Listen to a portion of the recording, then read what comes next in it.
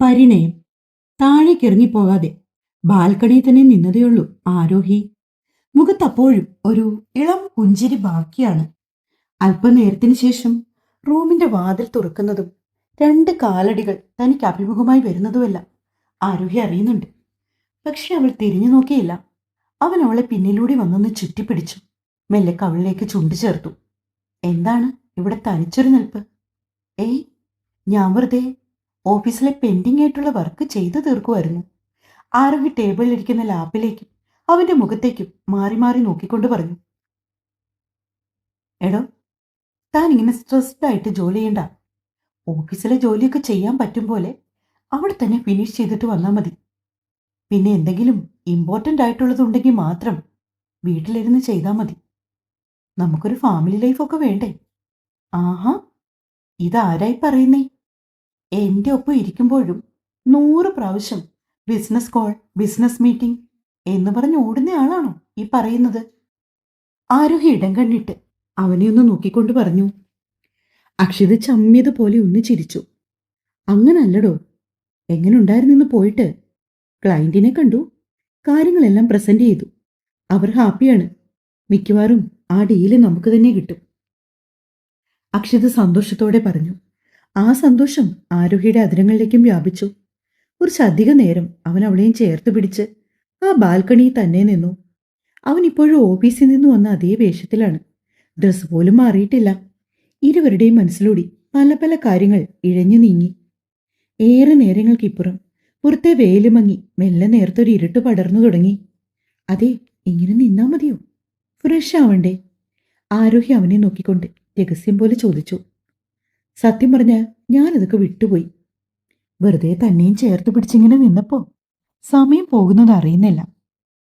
അവളുടെ കവിളിലേക്ക് ഒന്നുകൂടി അമർത്തി മുത്തിയ ശേഷം അവൻ അകന്നു മാറി. പിന്നെ അവർ ഫ്രഷായി വന്നപ്പോഴേക്കും ആരോഹി അവനൊരു കപ്പ് കോഫി കൊണ്ടുവന്ന് കൊടുത്തിരുന്നു. കുറച്ചുനേരം ഇരുവരും കളിയും ചിരിയും വർത്തമാനവും ഒക്കെയായിട്ട് റൂമിൽ തന്നെ ഇരുന്ന് ആഹാരം കഴിക്കുന്ന നേരത്താണ്. റൂമിൽ തന്നെ ഇരുന്നു ആഹാരം കഴിക്കാൻ നേരത്താണ് താഴേക്ക് ഇറങ്ങിച്ചെന്നത്. ഭക്ഷണം കഴിക്കുമ്പോഴും എല്ലാവരും ഗൗരവത്തിൽ തന്നെ. കാര്യം മറ്റൊന്നുമല്ല, ഊണുമേശയിൽ അധികം സംസാരം ആനന്ദിന് ഇഷ്ടമില്ല. അക്ഷിത്, എന്തായി പ്രോജക്റ്റിന്റെ കാര്യം? ആനന്ദ് ശബ്ദം ഉയർത്തി ചോദിച്ചതും അക്ഷിത് കഴിച്ചുകൊണ്ടിരുന്ന പ്ലേറ്റിൽ നിന്നും മുഖം ഉയർത്തി ആനന്ദനെ നോക്കി. അച്ഛാ, അത് ഏകദേശം ഓക്കെ ആയ മട്ടാണ്. അവർ ഹാപ്പിയാ. ഓക്കെ മോനെ, പറഞ്ഞുകൊണ്ട് ആനന്ദൻ കഴിച്ചെഴുന്നേറ്റു.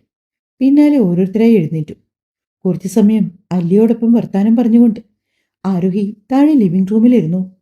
അക്ഷിത് അപ്പോഴേക്കും ഒരു ഫോൺ കോൾ വന്നതുകൊണ്ട് സംസാരിക്കുവാനായി അവന്റെ മുറിയിലേക്ക് കയറിപ്പോയി. ഏകദേശം സമയം 10 മണിയോടെ അടുത്തപ്പോഴാണ് അല്ലിയോട് ഗുഡ് നൈറ്റ് പറഞ്ഞ് ആരോഹി മുകളിലേക്ക് പോയത്. ഇതിനിടയ്ക്ക് 1-2 പ്രാവശ്യം ഊർമിള അവരെ ചുറ്റിപ്പറ്റി അവിടെ നടന്നെങ്കിലും ആരോഹി അതൊന്നും ശ്രദ്ധിക്കാൻ പോയില്ല. അവളുമായിട്ടുള്ള സംസാരത്തിനിടയ്ക്ക് അല്ലിയും ഊർമിളയെ നോക്കിയില്ല. വലിയ പ്രത്യേകതകളൊന്നുമില്ലാതെ ആരോഹിയുടെയും അക്ഷിതിന്റെയും ജീവിതത്തിൽ നിന്ന് ദിവസങ്ങൾ ഒന്നൊന്നായി കൊഴിഞ്ഞു പോയിക്കൊണ്ടേയിരുന്നു. ഓരോ ദിവസങ്ങളും അവൾക്ക് പുതുമേറിയതാണ്. ഇതിനിടയിൽ ഊർമിള പല പദ്ധതികളുമായി വന്നെങ്കിലും അവരുടെ കാട്ടിക്കൂട്ടലുകളൊന്നും ആരോഹിയുടെ മുമ്പിൽ വിലപ്പോയില്ല. പദ്ധതികളെല്ലാം 10ആയി ഒടിച്ചു മടക്കി അവരുടെ കയ്യിലേക്ക് തന്നെ ആരോഹി തിരിച്ചു കൊടുത്തു. ഒരിക്കൽ പോലും ഊർമിളയുടെ ഭാഗത്തു നിന്നുണ്ടാകുന്ന ഇങ്ങനെയുള്ള പ്രവൃത്തികളെപ്പറ്റി അവൾ അക്ഷയോടും പറഞ്ഞില്ല. മറ്റൊന്നും കൊണ്ടല്ല, അവൻ ഓൾറെഡി പല പല കാര്യങ്ങളെക്കുറിച്ച് ആലോചിച്ച് നിറയെ ടെൻഷനുണ്ട്. അതിൻ്റെ കൂട്ടത്തിൽ ഇങ്ങനെയുള്ള ചെറിയ കാര്യങ്ങൾ കൂടി പറഞ്ഞ് അവൻ്റെ മനസ്സ് വിഷമിപ്പിക്കേണ്ടെന്ന് കരുതി മാത്രമേ അവൾ അങ്ങനെ പറയാതിരുന്നുള്ളൂ. അത് തന്നെയല്ല, ഊർമിളയെപ്പോലെ ഒരു അമ്മായിയമ്മയെ തനിക്ക് ഡീല് ചെയ്യാവുന്നതേ ഉള്ളൂ എന്നൊരു കോൺഫിഡൻസും ഉണ്ട് അവൾക്ക്. വിവാഹം കഴിഞ്ഞിട്ട് 2 മാസങ്ങൾ വളരെ പെട്ടെന്നാണ് കഴിഞ്ഞുപോയത്. പതിവ് പോലെ ആരോഹി ഓഫീസിലാണ്. ഒരു ക്ലയന്റിനെ മീറ്റ് ചെയ്യാൻ വേണ്ടി അക്ഷയ് ഉച്ച കഴിഞ്ഞ ശേഷം പോയതാണ്. സിസ്റ്റത്തിലേക്ക് നോക്കിയിരുന്ന് ഓരോ വർക്കുകൾ ചെയ്യുന്നുണ്ടെങ്കിലും ഇടയ്ക്കിടയ്ക്ക് ആരോഹിയുടെ കണ്ണ് ഫോണിലേക്ക് നീളുന്നുണ്ട്. മറ്റൊന്നും കൊണ്ടല്ല, ഇന്ന് ഷാർപ്പ് 5 o'clock തന്നെ അവൾക്ക് ഇറങ്ങണം. ഒരു ബൊട്ടീക്കിൽ അപ്പോയിൻമെന്റ് എടുത്തിട്ടുണ്ട്. 5:30 സ്റ്റിച്ച് ചെയ്യാൻ കൊടുത്ത ഒരു ഡ്രസ്സ് കളക്ട് ചെയ്യാമെന്നും പറഞ്ഞിട്ടുണ്ട്. അതുകൊണ്ട് ഓഫീസിൽ നിന്ന് നേരെ അവിടേക്ക് വേണം പോകാൻ. അതിനിടയിൽ തന്നെ 1-2 പ്രാവശ്യം ആരോഹി അക്ഷതിനെ ഫോൺ വിളിക്കുകയും ചെയ്തു. അവൻ ഫോൺ എടുക്കാതായതോടെ അവൾ ഊഹിച്ചു അവൻ അത്രയേറെ തിരക്കിലായിരിക്കുമെന്ന്. 4:45 ആയപ്പോഴാണ് ആരോഹിയുടെ ഫോണിലേക്ക് അക്ഷിതന്റെ കോൾ വന്നത്. എടോ, താൻ വിളിച്ചിരുന്നല്ലേ? ഞാൻ അല്പം തിരക്കിലായിപ്പോയി. വേറൊന്നുമല്ല, നമ്മുടെ അപ്പാർട്ട്മെന്റ് അവിടുത്തെ പ്രോജക്റ്റ് നടക്കുന്ന സ്ഥലത്താ ഞാനിപ്പോൾ നിൽക്കുന്നത്. ഇവിടെ ഒന്ന് രണ്ട് ഇമ്പോർട്ടൻറ്റ് കാര്യങ്ങൾ കൂടി ചെയ്തു തീർക്കാനുണ്ട്. താനൊരു കാര്യം ചെയ്യും, നേരെ വീട്ടിലേക്ക് പോയിക്കോ. ഞാൻ വീട്ടിലേക്ക് വന്നോളാം. ശരി അച്ചുവേട്ടാ, പറഞ്ഞുകൊണ്ട് അവൾ ഫോൺ കട്ട് ചെയ്തു. ആരോഹി പഞ്ച് ഔട്ട് ചെയ്ത് താഴേക്ക് ഇറങ്ങി വരുമ്പോൾ ഡ്രൈവർ പുറത്ത് കാറുമായി വെയിറ്റ് ചെയ്യുന്നുണ്ട്. ഇതിനിടയിൽ തന്നെ അവളെ കടന്നു പോകുന്നവർക്കൊക്കെ ഒരു പുഞ്ചിരി കൊടുക്കുവാനും ആരോഹി മറന്നില്ല. അവൾ കാറിലേക്ക് കയറി ബോട്ടിക്കിരിക്കുന്ന സ്ഥലം പറഞ്ഞു കൊടുത്തു. അവിടെ നിർത്തണമെന്ന് അവൾ ആവശ്യപ്പെട്ടു. അതിനെന്താ കുഞ്ഞെ, നിർത്താലോ ഞാൻ, പറഞ്ഞുകൊണ്ട് അയാൾ വണ്ടി മുന്നോട്ടെടുത്തു. ആരോഹി മെല്ലെ ഫോണിൽ നോക്കിയിരുന്നു. പതിവ് പോലെ വസതിയുടെ കോൾ അപ്പോഴും അവളെ തേടിയെത്തി. വസത മിക്കപ്പോഴും ആരോഹി ഓഫീസ് കഴിഞ്ഞ് ഇറങ്ങുന്ന സമയം നോക്കിയാണ് വിളിക്കുന്നത്. ബാക്കി നേരങ്ങളിൽ അവൾക്ക് എന്തെങ്കിലും വർക്കുണ്ടെങ്കിൽ അത് ചെയ്തോട്ടെ എന്ന് കരുതി അവർ അങ്ങനെ ഇങ്ങനെയൊന്നും അവളെ വിളിച്ച് ഡിസ്റ്റർബ് ചെയ്യാറില്ല. അമ്മേ, മോളെ എവിടെയാ നീ? ഓഫീസിൽ നിന്ന് ഇറങ്ങിയോ? ദാ ഇറങ്ങിയതേ ഉള്ളൂ. എനിക്കിന്ന് സ്റ്റിച്ച് ചെയ്യാൻ കൊടുത്ത ഒരു ഡ്രസ്സ് മേടിക്കാനുണ്ട്. അച്ചുവേട്ടൻ്റെ ഒരു കൂട്ടുകാരൻ്റെ അനിയത്തിയുടെ വിവാഹമാണ്. നെക്സ്റ്റ് വീക്ക് ഞങ്ങൾക്ക് ഇൻവിറ്റേഷൻ ഉണ്ട്. അവിടെ പോകുമ്പോൾ ഉടുക്കാൻ വേണ്ടി ഞാനൊരു സാരി എടുത്തമ്മേ. അതിൻ്റെ ബ്ലൗസ് സ്റ്റിച്ച് ചെയ്യാൻ കൊടുത്തു. അവൾ വസ്തുതയോടായി പറഞ്ഞു. അമ്മേ, ഞാൻ വീട്ടിലെത്തിയിട്ട് വിളിക്കാട്ടോ. ഞാൻ ദാ ബൊട്ടീക്ക് എത്താറായി. ശരി മോളെ. ബൊട്ടീക്കിൻ്റെ ഫ്രണ്ടിലേക്ക് തന്നെ ഡ്രൈവർ വണ്ടി നിർത്തി. ചേട്ടാ, ഒരു 10 മിനിറ്റ്, പറഞ്ഞുകൊണ്ട് ആരോഹി ഡോർ തുറന്ന് പുറത്തേക്ക് ഇറങ്ങി. അകത്തേക്ക് കയറി ബ്ലൗസൊക്കെ ഒന്ന് ഇട്ടു നോക്കി. പെർഫെക്റ്റ് ആണെന്നറിഞ്ഞതും പേയ്മെന്റ് ചെയ്ത് അവൾ ബൊട്ടിക്കിൽ നിന്ന് തിരികെ ഇറങ്ങി വരുന്ന സമയത്താണ് ബാഗിൽ കിടന്ന ഫോൺ റിങ് ചെയ്തത്. എടുത്തു നോക്കിയതും സ്ക്രീനിൽ വരുൺ എന്ന് തെളിഞ്ഞു വന്നു. ആരോഗ്യയുടെ മുഖത്തെ ഭാവങ്ങൾ നിമി നേരം കൊണ്ട് മിന്നി മാഞ്ഞു. ആരോഗ്യയുടെ കൂടെ PGക്ക് ഒന്നിച്ചു പഠിച്ച ഫ്രണ്ടാണ് വരുൺ. കൂടെ പഠിച്ചവരോടൊന്നും ആരോഗ്യക്ക് അത്ര അടുപ്പമില്ല. എങ്കിൽ പോലും വരുൺ വല്ലപ്പോഴും ഒക്കെ മെസ്സേജ് അയക്കാറുണ്ട്. പക്ഷെ ഇപ്പോൾ അവൻ വിളിക്കുന്നത് എന്തിനാണെന്ന് അവൾക്ക് നല്ല ധാരണയുണ്ട്. ഒരു പക്ഷേ കാറിലിരുന്ന് സംസാരിച്ചാൽ അവരുടെ സംസാരം ഡ്രൈവർ കേട്ടാലോ എന്ന് കരുതി ആരോഗ്യ അല്പം മാറി നിന്നുകൊണ്ട് കോൾ അറ്റൻഡ് ചെയ്തു. പറയൂ വരുൺ. ആരോഹി, നീ പറഞ്ഞ പോലെ ഞാൻ അന്വേഷിച്ചു അവനെക്കുറിച്ച്. എന്നിട്ട് അവനെക്കുറിച്ച് കൂടുതൽ എന്തെങ്കിലും അറിഞ്ഞു? ആരോഹിയുടെ വാക്കുകളിൽ ആകാംക്ഷ നിറഞ്ഞു നിന്നു. അവൻ ഇപ്പോഴും പഴയ ഫ്രോഡ് പരിപാടി തന്നെ അടി. നീ എന്തൊക്കെയാ വരണേ ഈ പറയുന്നത്? എടി, നമ്മൾ കോളേജിൽ പഠിച്ചുകൊണ്ടിരുന്ന സമയത്ത് അവൻ അല്ലറച്ചില്ലറ പ്രേമമൊക്കെ ഉണ്ടായിരുന്നല്ലോ. ഇപ്പോഴും കക്ഷി അതൊന്നും വിട്ടിട്ടില്ല. സ്ട്രോങ് ആയിട്ടാ എല്ലാ പരിപാടി. ഞാൻ നമുക്കൊപ്പം പഠിച്ച 1-2 ഫ്രണ്ട്സിനോടൊക്കെ ഇവനെപ്പറ്റി അന്വേഷിച്ചു. അവരാ പറഞ്ഞേ, ഇന്നാളില് നമ്മൾ കോളേജിൽ പഠിച്ചുകൊണ്ടിരുന്ന സമയത്ത് ജൂനിയറായി പഠിച്ചിരുന്ന ഏതോ ഒരു പെൺകുട്ടിയുമായിട്ട് ഇവനൊരു അഫെയർ ഉണ്ടായിരുന്നത്രേ. ആ പെണ്ണ് സീരിയസ് ആയിരുന്നു. ഏതോ ഒരു പാവം പിടിച്ച വീട്ടിലെ പെങ്കൊച്ച. പക്ഷെ ഇവനറിയാലോ, ഇവൻ എല്ലാരെയും പോലെ അവളെയും ഒരു നേരം പോക്ക് തന്നെയായിരുന്നു. എന്നിട്ടെന്താ, ഒടുക്കം പെണ്ണ് പ്രഗ്നന്റായി. ഈശ്വര! ആരോഹി വെപ്രാളത്തോടെ നെഞ്ചിൽ കൈവച്ചു. അവസാനം പെണ്ണിന്റെ വീട്ടുകാരൊക്കെ കാര്യം അറിഞ്ഞു. പോലീസ് സ്റ്റേഷനിൽ വെച്ച് ഒത്തുതീർപ്പാക്കാൻ ചെന്നു. അങ്ങനെ ചെന്നപ്പോൾ ഇവൻ അമ്പിനും വില്ലിനും അടുക്കത്തില്ല. ഒടുവിൽ ആ കുഞ്ഞ് അവൻ്റേതല്ലെന്ന് വരെ പറഞ്ഞു. ഈശ്വര! എന്നിട്ടെന്താ, അവര് കേസും വഴക്കൊക്കെയായി നീങ്ങി. ഇതിനിടയിൽ അവന്റെ ആളുകളാ ആ പെണ്ണിന്റെ വീട്ടുകാരെ ചെന്ന് കണ്ടു. പണമൊക്കെ കൊടുത്ത് സ്വാധീനിക്കാൻ ശ്രമിച്ചെന്ന്. അവര് വഴങ്ങുന്നില്ലെന്ന് കണ്ടതും അവരുടെ വീട്ടുകാരൊക്കെ തല്ലി ചതച്ചു. എന്തോ കോംപ്ലിക്കേഷൻസ് ഒക്കെ ഉള്ളതുകൊണ്ട് ആ പെൺകുട്ടിയുടെ പ്രഗ്നൻസി അബോർഷൻ ചെയ്യാൻ പറ്റിയില്ല. പക്ഷെ വീട്ടിൽ വെച്ചുണ്ടായ വഴക്കിനിടയിൽ ആ പെൺകുട്ടി ഒന്ന് വീണെന്ന്. സീരിയസ് ആയിട്ട് അവൾ കുറച്ചുനാൾ ഹോസ്പിറ്റലിലായിരുന്നു. കൊച്ചു പോവുകയും ചെയ്തു. ആ പ്രശ്നങ്ങളൊക്കെ ഒന്ന് കെട്ടടങ്ങിയതേ ഉള്ളൂ. എന്നാൽ അപ്പോഴേക്കും അവൻ അടുത്തവളെ തേടി ഇറങ്ങിയല്ലോ. വരുൺ അവളോടായി പറഞ്ഞു നിർത്തി. എടാ, നീ പറയുന്നത് പോലെയല്ല. ആ പെൺകുട്ടി ആരാണെന്നറിയാമോ? പെട്ടെന്ന് അബദ്ധം പിടിഞ്ഞതുപോലെ ആരോഗ്യ നാവ് കടിച്ചു. ആരാ? അനന്യയാണതെന്ന് പറയാൻ ആരോഗ്യക്ക് തോന്നിയില്ല. എൻ്റെ ഫാമിലിയിൽ എനിക്ക് നന്നായി അറിയുന്ന ഒരു കുട്ടിയാ. കള്ളമാണെങ്കിലും ആരോഗ്യ പറഞ്ഞു. പൊന്നു മോളെ, ഇവനെപ്പോലുള്ളവൻ്റെ നോട്ടം വീണാൽ തന്നെ പെണ്ണ് ചീത്തയായി എന്നർത്ഥം. അതുകൊണ്ട് നീ ഒരു കാര്യം ചെയ്യേ, ആ കൊച്ചിനെ കാര്യങ്ങൾ പറഞ്ഞ് മനസ്സിലാക്കാൻ ശ്രമിക്കുക. ഇതിനു മുമ്പ് ഒരു പെണ്ണിനെ പറ്റിച്ചതാണെന്ന് പറ. പിന്നെ എന്തെങ്കിലും തെളിവോ മറ്റോ വേണമെങ്കിൽ പറ, ഞാൻ അയച്ചു തരാം.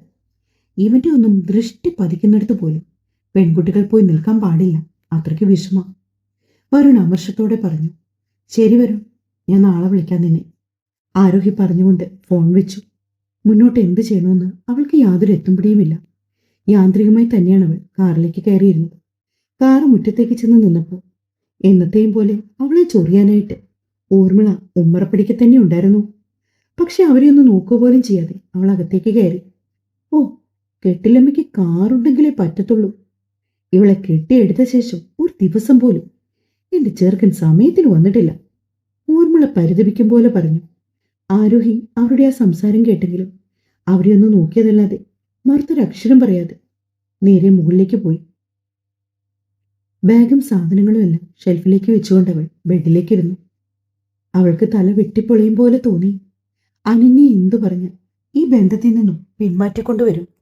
അതോ ഇനി ആ പെൺകുട്ടിക്ക് സംഭവിച്ചതുപോലെ അരുതാത്തത് എന്തെങ്കിലും ഇവർക്കിടയിൽ നടന്നിട്ടുണ്ടോ? ആലോചിച്ചപ്പോൾ ആരോഹിക്ക് ഭ്രാന്ത് പിടിക്കും പോലെ തോന്നി. വേഷം പോലും മാറാതെ ആരോഹി നേരെ താഴേക്ക് ചെന്നു. അടുക്കളയിൽ 2 സെർവൻസ് ഉണ്ട്. ചേച്ചി, എനിക്കൊരു കപ്പ് കോഫി വേണം, അവൾ അവരോട് പറഞ്ഞു. ഇപ്പൊ തരാം മേഡം.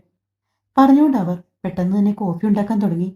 ആരോഹി ഡൈനിങ് ടേബിളിലേക്ക് വന്നിരുന്നപ്പോൾ അവർ കോഫിയും ഒരു പ്ലേറ്റിൽ കുറച്ച് സ്നാക്സും കൊണ്ടുവന്ന് അവളുടെ അടുത്തേക്ക് വെച്ചു.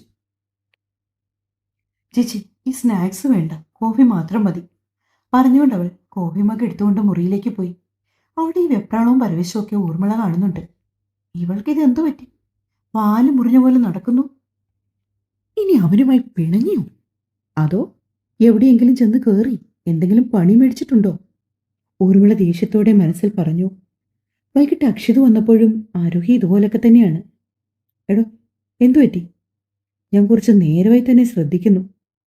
തനിക്കെന്തെങ്കിലും പ്രശ്നമുണ്ടോ? ബാൽക്കണിയിൽ കാര്യമായ ആലോചനയിൽ മാറിന് കുറുകെ 2 കൈകളും പിണച്ചു കെട്ടി നിൽക്കുന്ന ആരോഹിക്കടുത്തേക്ക് വന്നുകൊണ്ട് അക്ഷിത് ചോദിച്ചു. എന്താ ചേട്ടാ? ആ ചോദ്യം ശ്രദ്ധിക്കാത്തതുപോലെ അവൾ ഒന്നുകൂടി ചോദിച്ചു. എടോ, എന്താ പറ്റിയേ? വൈകിട്ട് ഞാൻ ഫോൺ വിളിക്കുമ്പോൾ വരെ തനിക്ക് യാതൊരു കുഴപ്പവും ഇല്ലായിരുന്നല്ലോ. എന്നോട് കൂളായിട്ട് സംസാരിച്ചതല്ലേ?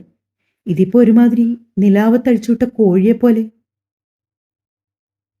ഏയ്, എനിക്ക് കുഴപ്പമൊന്നുമില്ല. അത് താൻ പറഞ്ഞാൽ പോരല്ലോ, എനിക്കൂടി തോന്നണ്ടേ? അങ്ങനല്ല അച്ചുവേട്ടാ, ഒരു തലവേദന പോലെ. ആരോഹി, മനസ്സിൽ എന്തെങ്കിലും ഉണ്ടെങ്കിൽ തുറന്നു പറയണം. അല്ലാതെ തലവേദന, വയ്യ അങ്ങനെയൊക്കെ പറഞ്ഞാൽ എങ്ങനെ ശരിയാവുന്നേ? ഓ, ഇത് കൂടുതൽ ക്ലിയർ ആയിട്ട് ഞാൻ എങ്ങനെ പറയാനാ? എനിക്ക് ചെറിയൊരു തലവേദന, അതുകൊണ്ടാ. തലവേദന വരുന്നവർ ഇങ്ങനെയാണോ? പിന്നെ എങ്ങനെ ആവണം? അവൾ ചൊടിയോടെ അവനെ നോക്കി. എന്റെ പൊന്നു പെണ്ണെ, എന്തെങ്കിലും പ്രശ്നമുണ്ടെങ്കിൽ എന്റെ അടുത്ത് പറ. അക്ഷിത് അവളെ നെഞ്ചിലേക്ക് ചേർത്ത് പിടിച്ചു. തൽക്കാലം ഒരു പ്രശ്നവുമില്ല.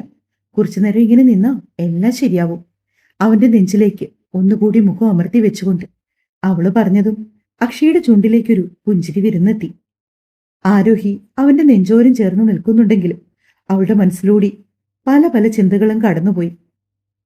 ആ രാത്രി എന്തോ അവൾക്ക് ഉറങ്ങാൻ കഴിഞ്ഞില്ല. കാര്യം അനന്യ തന്നോട് ഇന്നുവരെ സ്നേഹത്തിൽ ഒരിക്കൽ പോലും സംസാരിച്ചിട്ടില്ല.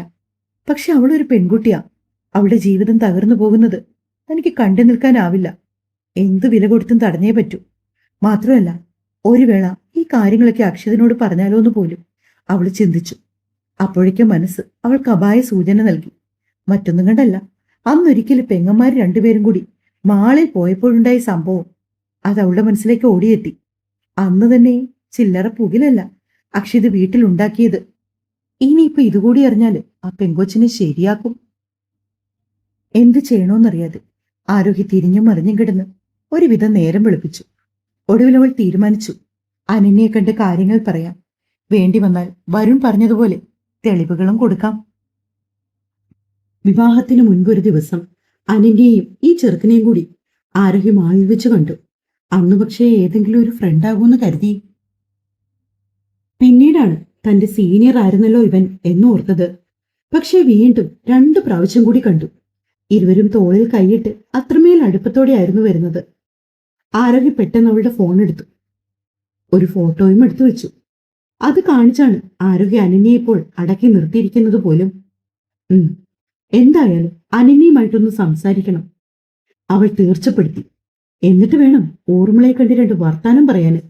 സ്വന്തം മകളെ മര്യാദയ്ക്ക് വളർത്താതെ അതിനു പകരം മറ്റുള്ളവരുടെ മെക്കിട്ട് കയറാൻ വന്നേക്കുന്നു തള്ള. അവൾക്ക് അവരെക്കുറിച്ച് ഓർക്കുമ്പോൾ ദേഷ്യമായിരുന്നു. തുടരും. ഈ കഥയും അങ്ങനെ തീരാറായി വരുന്നു കേട്ടോ. കഥ ഇഷ്ടമെങ്കിൽ സപ്പോർട്ട് ചെയ്യാൻ മറക്കല്ലേ.